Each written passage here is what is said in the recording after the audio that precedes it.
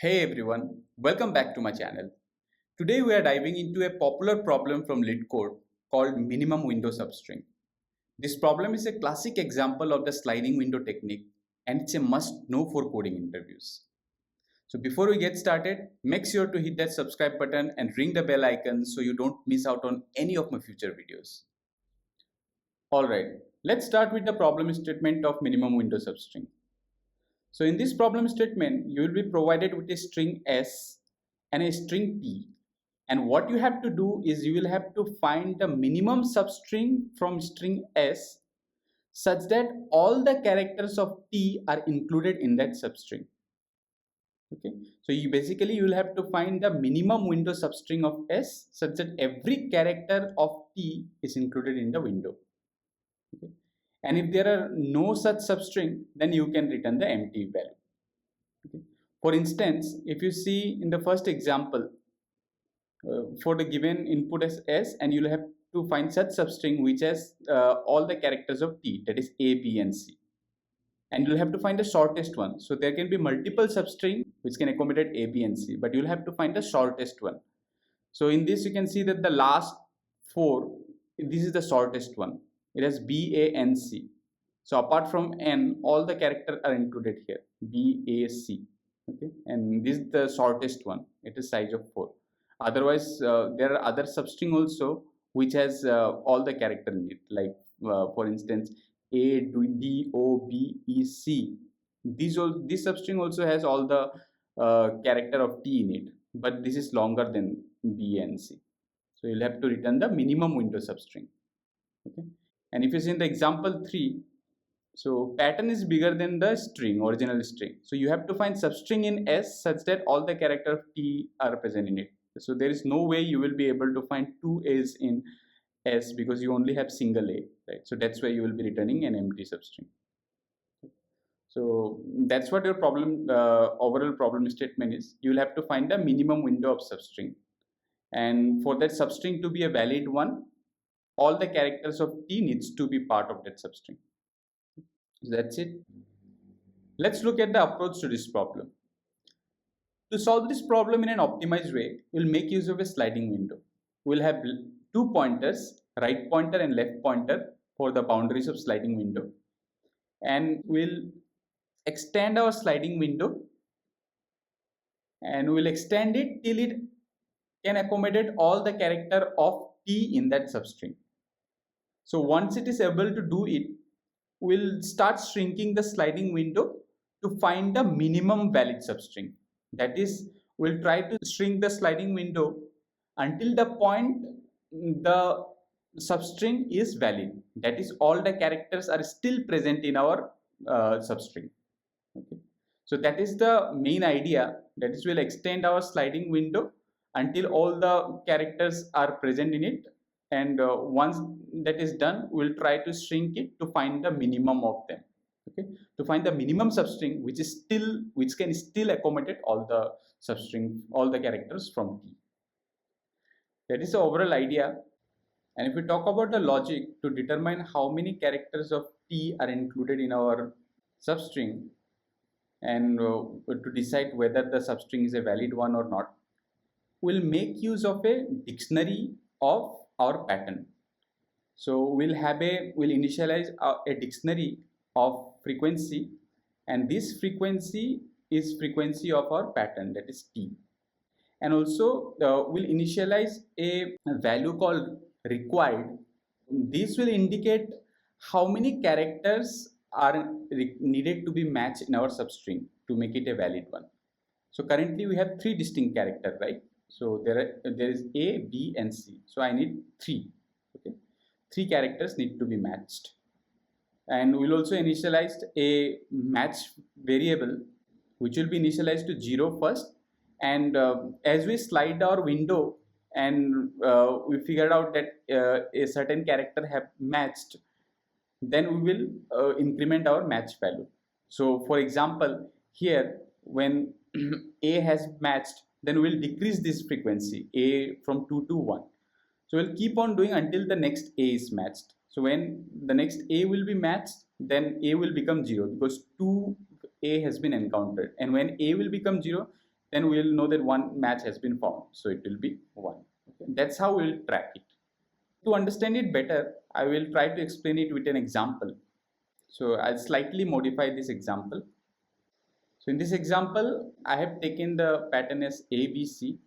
So similarly, we have initialized our frequency of A, 1A, 1B, and 1C. And our required is still 3. So I have to match 3 characters, and initially match is 0. And our left pointer and right pointer would be initially at 0, 0th element. And to simplify our logic, I have divided this problem into 3 steps. So in each iteration, I will update the frequency by decrementing the character if it has been encountered. And if once it becomes 0, then the frequency will match. So I will increment the match variable in second step. And when match becomes equal to the required one, then we'll start shrinking. So let's understand this step by step. So initially we have left and right to pointing to the first character. And in my first iteration, A has been encountered. So I'll update the frequency. A becomes 0. Since A has become 0, that means it has matched with the pattern. There was one A here and it has been encountered. So now I'll update the match variable. It means that one character has been matched with our T. Now match is not equal to required, right? So we don't have to shrink it. So I'll move forward. And my second iteration, D is encountered. D is not in our frequency, so we don't have to do anything here. I'll simply move forward. Here again, O is encountered. O is also not present in our pattern or T, so we don't have to do anything. So I'll move forward. So here I can see that B is encountered and B is present in our frequency. That is, it is present in our pattern. So I'll update the frequency. Now in second step, if frequency matches, update match. So frequency is matched, right? Since it is 0, all the B has been encountered. All the B of T has been encountered in our sliding window. So that's why I will increase our match, indicating that 2 character has been matched till now. And since match is not equal to required, so we don't have to shrink. Now in next iteration, I will move the R. E is not present, so we'll not do anything. Now again in next iteration, we'll move R. And here we see that C is encountered. So C is present in our pattern, so we'll have to update our frequency.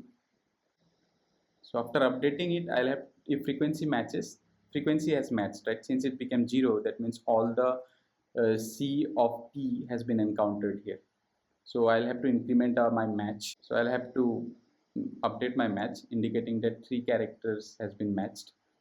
And now if I check for the validity, match is equal to required, right? So that means this window is a valid one.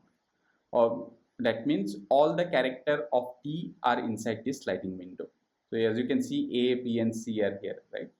So now when a valid window is found, we'll try to shrink to find a smaller window. So once we have found our valid substring, we'll update our minimum value.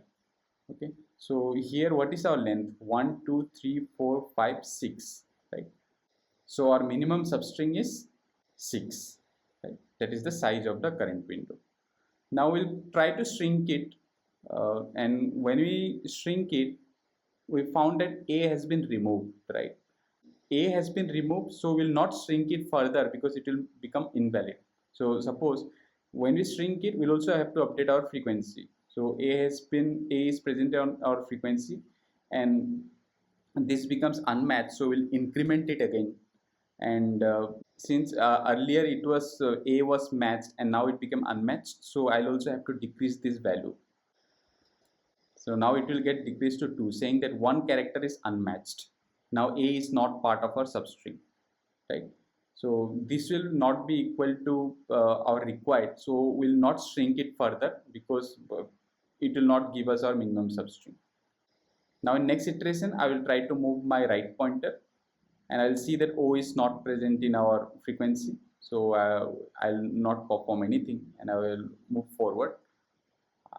So I'll move this till here, And at this point of time, I'll see that B is encountered. So what I'll do is I'll have to decrement it, right? I'll have to update the frequency. After updating, 0 becomes -1, and because in each updation we are trying to decrease the frequency, and we'll check whether it matches or not, right? So currently it is over matching it. Now in my next iteration, I will move my right pointer. Now I'll see that A is encountered, and A is also present in my T, that is part of the pattern. So I'll update my frequency. A is reduced from 1 to 0. This indicates that there is a match. 0 indicates that there is a match. So if frequency matches, update match. So now I'll say that one more character have matched. That is A is rematched now, right? Match equal to 3, and it becomes equal to required. That means all the characters of T are included here now. So A is included, B is included, and C is also there. So now we have to start shrinking it. Okay, and while shrinking, we'll also keep track of our minimum window substring. So first, initially, what is the size of my substring? 1, 2, 3, 4, 5, 6, 7, 8, 9, 10. So 10. Okay. So I don't have to update 10 because I already have a minimum as 6. So instead, I will shrink it, and I'll see that I don't have to update my frequency because D, O, these both are not part of my frequency, right? And maths remains intact. It is still 3. The size becomes from 10 to 9, and 9 is still greater than 6, so I don't have to update these as well. I will again move forward, and I'll see that B is part of our pattern, right? So now while shrinking, if I encountered anything, then I will try to unmatch it. So now B becomes from -1 to 0. So since it was overmatched earlier, and now it is perfectly matched. We don't have to unmatch it, right? Because 0 is fine. Okay, we don't have to decrease it saying that one character has been unmatched, because it is matched right now. When it becomes greater than 0, then it will start unmatching. Okay. So again, our size is 1, 2, 3, 4, 5, 6, 7, 8. 8 is still greater than 6, so I don't have to update it. I'll continue shrinking. I'll shrink to E. E is not present in frequency, so I'll shrink further. C. So C is present in our frequency, and after incrementing, C becomes from 0 to 1, and since it becomes greater than 0, so I'll have to decrement this saying that one character is unmatched, and when the character is unmatched, I will stop it. I will stop shrinking. After we have stopped shrinking, we'll again start moving our right pointer. That is, we'll try to extend our sliding window. So in my next iteration, right will come here. N is not present in our frequency, so we'll do nothing, and we'll increment our right pointer once again. It will come here, and we'll see that C is part of our substring. Okay, so C is part of our pattern. So we'll have to update our frequency. So we'll try to decrement it. It becomes 1 from 0 once again, indicating that there is a match. So I'll have to update my match in my second step.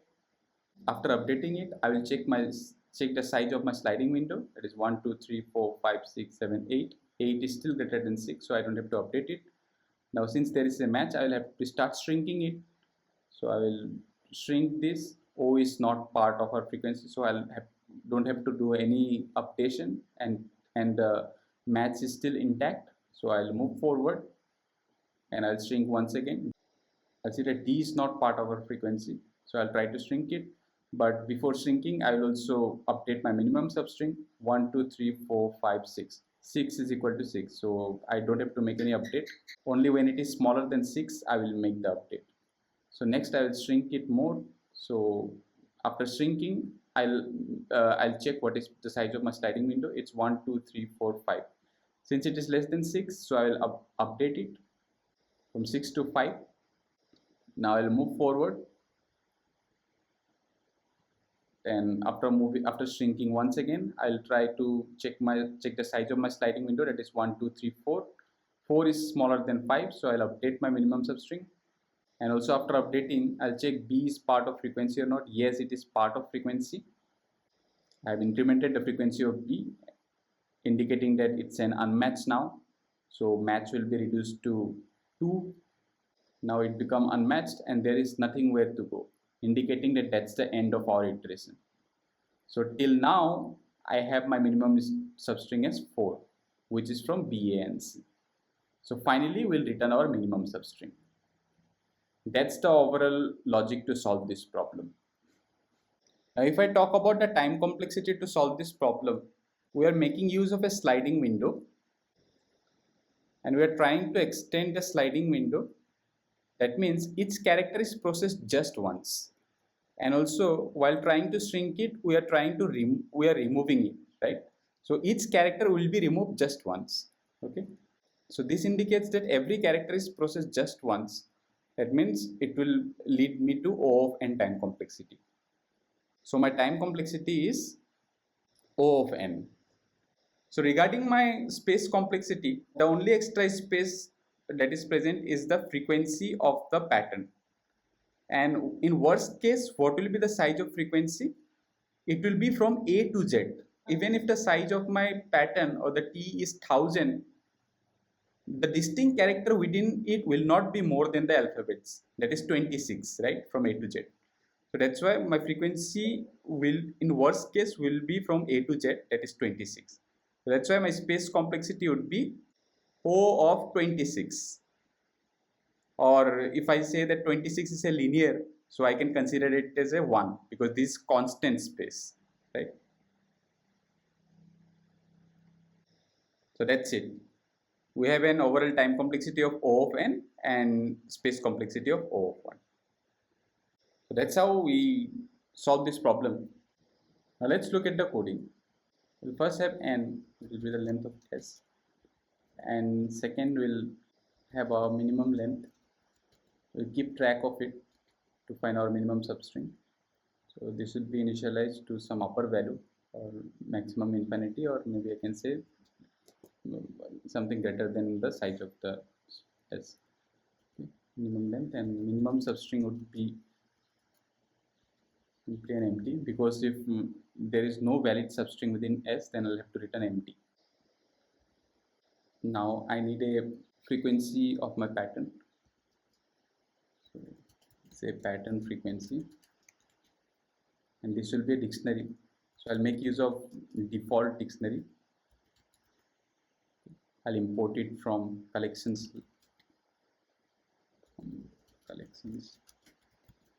Import default dict,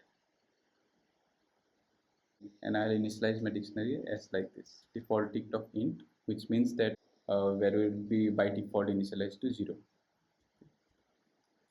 Now for each character in my pattern, I will update the frequency.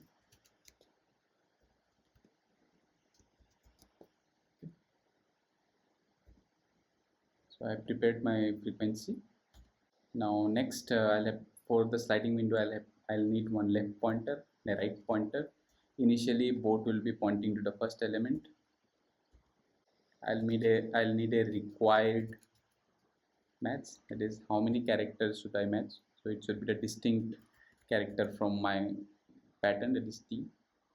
So I'll get it from my length of pattern frequency. So length of pattern frequency will give me the length of all the distinct character within T. And I also need to keep track of matched. Okay. This will be 0 initially. Okay. Now I'll try to slide my window. So I'll try to iterate my right pointer till it reaches the end.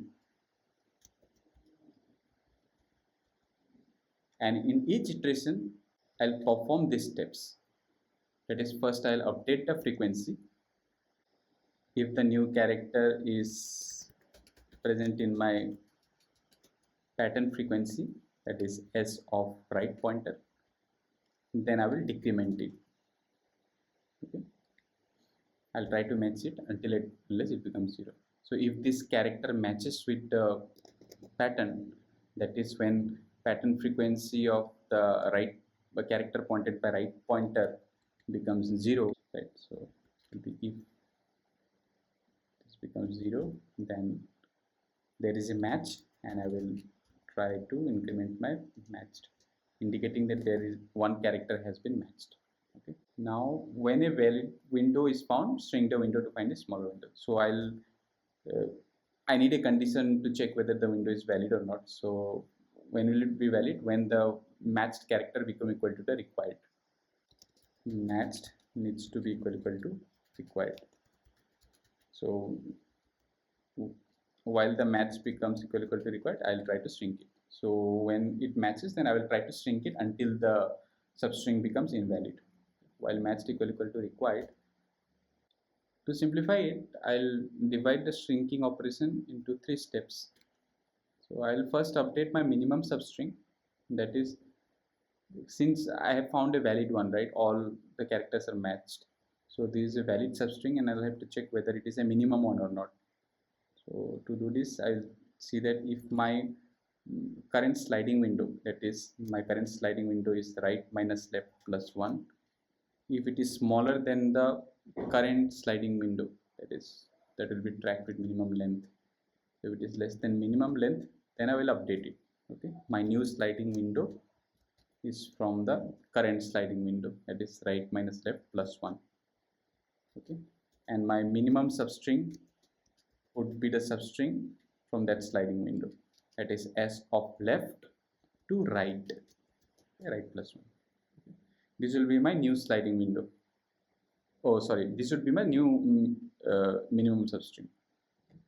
Now second, I will update the frequency and match.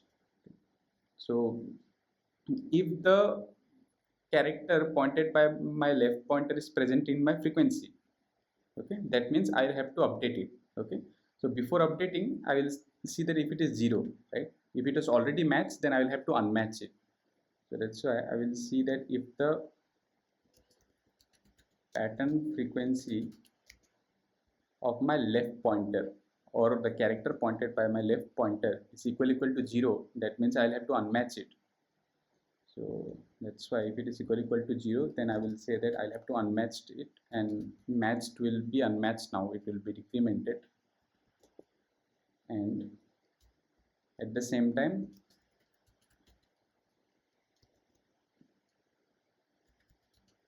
I will also have to update it, right? Update the frequency.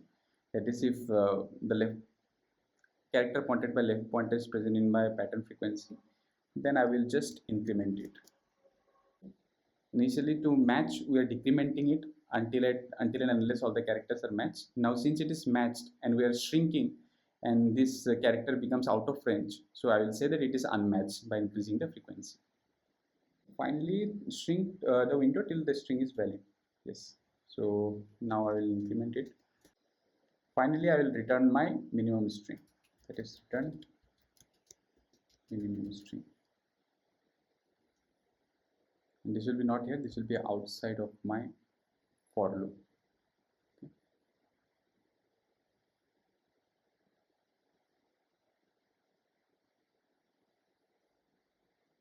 Cool. So this code is working, but here you can note one thing, that in each operation we are updating our minimum string.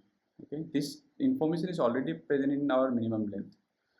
So if we will not update this minimum string at each time, and if we'll try to do it at the end, so we'll try to do that. Okay, so we'll slightly modify it. So instead of holding a minimum string, I will try to make it minimum L, that is minimum left pointer, and at the end final substring, minimum substring would be from minimum left to minimum right, and minimum right I will find by minimum left plus minimum length. Okay. So initialize this to 0 first, and here I'll just update my minimum length, and my minimum length will be just the value L. Will not try to extract the substring every time, because that would be a little bit costly. So, and at the end, what we'll say that if there are no valid substring, how will I identify it? If the minimum length is not updated at all, that here, okay, that means it is not there is no valid substring within this.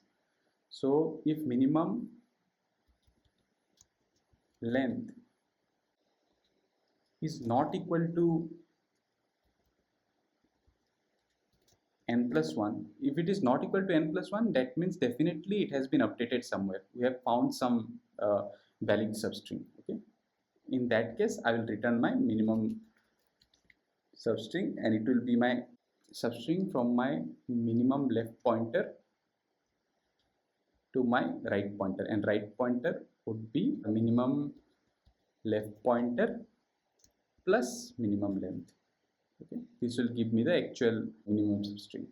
And if the minimum substring has not been updated at all, because there are no valid substring, then we'll have to simply return an empty, right? So if there is no such substring, return the empty string. So we'll do like this, we'll return empty string here.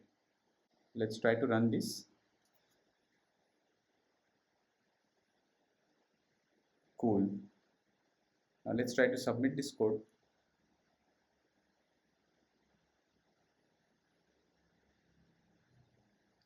Great.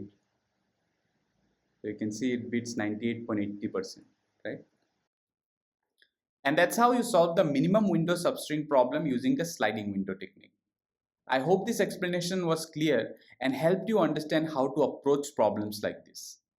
If you found this video helpful, please give it a thumbs up and share it with someone who is preparing for coding interviews. If you have any doubts or suggestions, feel free to leave a comment below. I'd be more than happy to assist. Thanks for watching, and I'll see you in the next video.